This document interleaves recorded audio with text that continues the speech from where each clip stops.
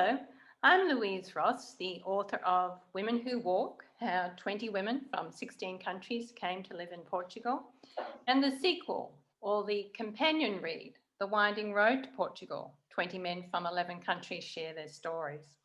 And these two books are a collection of mini memoirs, the stories of 20 women and 20 men from very diverse cultural backgrounds who moved country to country, sometimes independently, sometimes with partner and or family, en route to a life in Portugal, though for some it wasn't their final destination.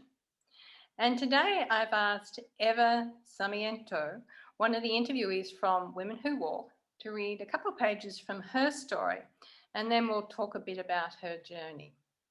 Eva is one of the interviewees who in fact didn't stay in Portugal. She's originally from Madrid and she's back there now. But while she was living here in my neighbourhood, we met through a mutual Portuguese friend. Eva's a performing artist, a clown in fact, and having seen several of her performances, I'm one of her biggest fans. So welcome, Eva. Thank you for taking the time to talk with me today. And you're sitting outside in Madrid, so well, you're just outside Madrid, but it looks like it's almost sunny there. No, it's raining and it's very cold. We are having a very severe winter, interesting with the snow, a lot of snow. But I have this glass house I call, and I have a fireplace that is not working, but I can be here. Is the lightest place of the house at this moment. That's right. I've seen your glass house. It's gorgeous. It looks like the perfect place to sit in winter. It's a wonderful place. You can see it snowing and being very hot. But I wanted a fireplace that heat my house with wood, and it's giving me a lot of problems. And the professionals also are giving me a lot of problems. Oh Yes, boy. but I'm very lucky anyway to have this place, and I'm solving it, and I can. So I'm a lucky person in this very difficult moment for so many people. Yeah, you're right. You're right. A lot of people are really, really struggling during this time. So I'm going to hand it over to you, though, to read your excerpt. And I know you've got a little surprise for us. So yes, I do, because I'm such a bad reader, and I was trying to make something very good and very perfect. So I decided to bring my clown. That is the best one for these occasions. So I thought that could be different and fun if I read with my clown, so I can allow myself to be more stupid, more real. More entertaining ever. Well, stupid is a very good word for clowns, because human beings, sorry, and you are stupid too, don't take me wrong, but we have a lot of stupidity. So clown just accept that stupidity. So it's a wonderful word for clowns, okay? It's not a bad word or something. But I entertain also, but that's because my stupidity. If not, I wouldn't be entertaining. Anyway, after this explanation, I'm going to put my nose and my glasses, and I read my text that I will open to. Thank you. Ready? Thank you. Okay. Here. Okay.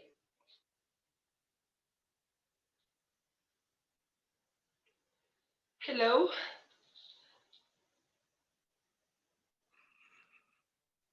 Perfect. I had my first travel experience when I was 5. I went with my mother and my brother to Helsinki, Finland, 2 years in a row for a 3-month summer holiday, an event at that young age that's why I need this. It stimulated me so much. It showed me that the world is a very big place. Not anymore. At 19, I was an exchange student at a high school in California. I learned this English, picked it up in school and at home with my family that I live with. I was a private exchange with a family my mother knew. It was.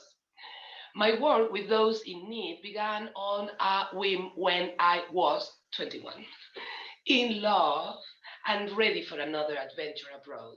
My boyfriend at the time and I volunteered with an agency that gave food to the homeless on the streets of Madrid. We both then applied to a Catholic agency to do relief work in Africa. They asked me lots of questions, such as what I'd study and what languages I could speak, which at the time were Spanish, English, and French. And now I can add Portuguese to that list. The nuns at the agency told me Providence has sent to us. Apparently, they were able to use my skills with language immediately. Within a week of applying, we were sent to a small village in the Congo. Crazy nuns, they sent us without vaccines, without anything really. It, it's not that they were desperate for help, they just didn't know what was appropriate. So in the late 1980s, my boyfriend and I found ourselves in the Congo, a small village where there were three cars: the nun's car, the priest's car, and the car for the Doctors Without Borders. As we got to know the sounds of the engines of each car, we knew who was coming here. I taught French to a little girl as young as 5 years old. Sorry. Yeah, much better. This was another highly impactful trip as I discovered another way to be in Africa. The culture is so different, and obviously, in a small village, it was very different from the city of Madrid. I like all these differences, particularly the small African village way of life, uh, and it prepared me for a trip I took many years later. In 2015 oh, sorry, I have to go back. In 2015, I was also looking for perspective, for a sense of the, now next page, bigger picture. An opportunity arose for me to go to Uganda for 2 months with a Spanish project called In Movement. Spanish woman founded it, and I proposed that I come as a volunteer. It was the last of their summer project as they were closing after 8 years of operations.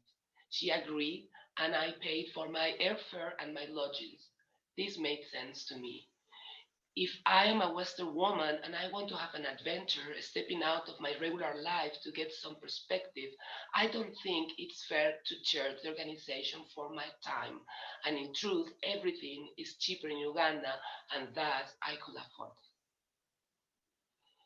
In Uganda, I work alongside teacher working with the young people of the neighborhood in a program that was like a school activity. I worked mostly with young boys that were going to be classroom monitors. I offer clown workshops. It was the first time that I've done something like this. Even so, it was clear to me that I needed to be fun for the boys.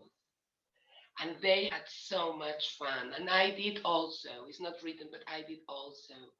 Play, fun, and humor are human experiences that cross culture and borders. And that's my reading. Yeah. Thank you very much for listening. It has been a pleasure. Thank you, Eva. And I really love that last line about humor being, it's like I do too. It's universal. Do you think that that's a language that that we can use during these kind of difficult, isolating times, that doing your clown work and helping people laugh and find joy is one way for us to kind of navigate through these difficult times? Well, I think humor is very, very important always and comes with us. It's in our luggage from the beginning. Little babies laugh easily and soon. It is very, very important. It's difficult in hard times to maintain and have this comical view because it's not only positive, it's comical. When I was explaining about being stupid, I think in these times that we are, like in a very small world of experience and impact from outside, very inside. I'm sure we do very silly and funny things in our daily life, no? And we repeat it. Uh-huh. And sometimes we will talk alone because we are completely crazy of being isolated, and that's fun. And we can play. I mean, I think we have to play. I think it's very important to find this joy and playful moment. And of course, we talk about positivity, but in a comical way, of laughing of the situation, because it's very comical also. I mean, it's drama, and drama is very funny sometimes. The melodrama is in our art, in our life. Always comicals have laugh about the politics, the situation.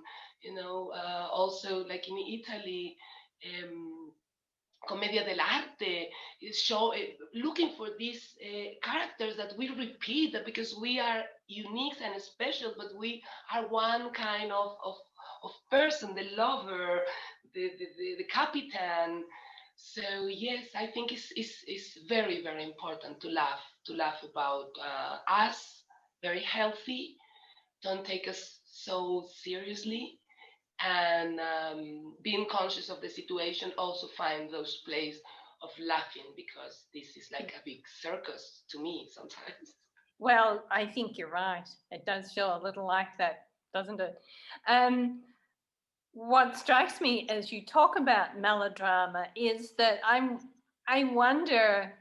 Well, as an Australian, when I watch some of my favourite Almodovar movies, there's a lot of melodrama in those films. Do you think that that's particular to Spanish culture, to sort of take caricatures and make them buffoonish and create film or melodramatic film from those buffoonish kind of characters? I don't think it's exclusive of Spanish people, and it began in France.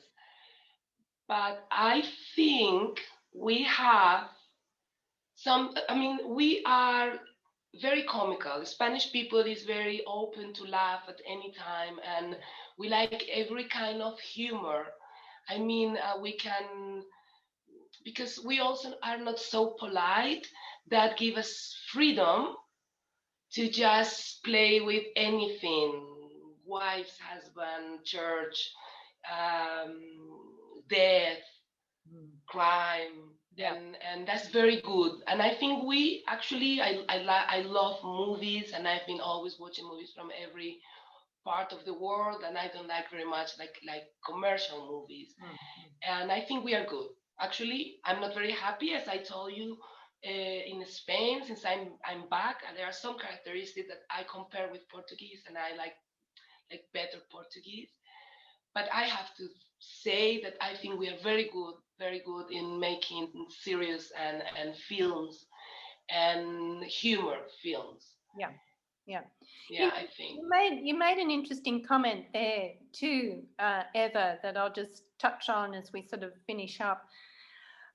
But one of the challenges of living outside your birth country is going back or repatriating. And you, when you left here, um, made the move with some reservations, but now once you're back there, it has been difficult to acclimate to being back in your country. Yes, very, very difficult. Well, very difficult. It has been difficult, because I think it's been a difficult period, and it wasn't the best time to come back. I guess, in other situation will be easier. But yes, I've never been in love. I always thought about myself like a woman of the world, and I didn't think that being Spanish or defending any. I think we are humans. We have good things. There are good people everywhere, fun people. Everything is everywhere because we are humans. But coming back, um, I discovered new things that I didn't know about the Spanish. Maybe because when you will live in the country forever, you don't even ask yourself for many things. And when you go out, you start comparing. And when you live outside for a long time and you start criticizing the society where you are in because you start knowing it better, suddenly you come back and you start also valorizing things that you had, and because you were inside, you didn't valorize. So maybe it's not that I'm so surprised. There are some stuff like I've been very surprised about the Spanish society, but I think it's more that I miss things from Portugal. Very, and from society, not only like the nature or the sea, society. Yes. There Yeah. are things that I miss. Yeah. Well, one of the things I miss is you. I mean, I miss you too. we used to walk regularly, and of course, you always brought an enormous amount of laughter into my life, an enormous amount of joy. But we still do that periodically when we talk on WhatsApp. But thank you for being available today, Eva. And for listeners who want to read more about Eva's journey, don't forget Women Who Walk, how 20 women from 16 countries came to live in Portugal. Her story is in here. Okay. Thanks so much, Eva. Thank you very much to you for everything you teach me also, and inviting me. It's a pleasure. Bye. Bye.